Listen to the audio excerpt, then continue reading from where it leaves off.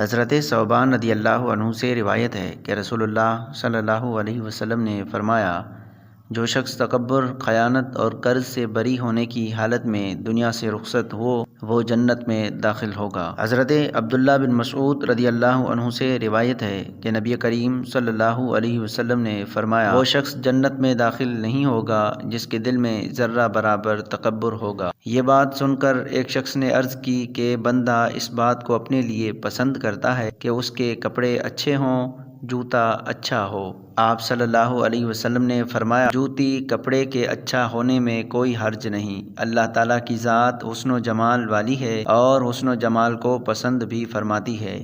ہاں، البتہ تکبر یہ ہے کہ انسان حق بات کا انکار کرے اور مخلوق خدا کو اپنے سے حقیر و کمتر سمجھے۔ حضرت عبداللہ بن عمر رضی اللہ عنہما سے مروی ہے کہ رسول اللہ صلی اللہ علیہ وسلم نے فرمایا، شہید کی مغفرت کرتے ہوئے اس کا ہر گناہ معاف کر دیا جاتا ہے سوائے قرض کے کہ وہ معاف نہیں ہوتا۔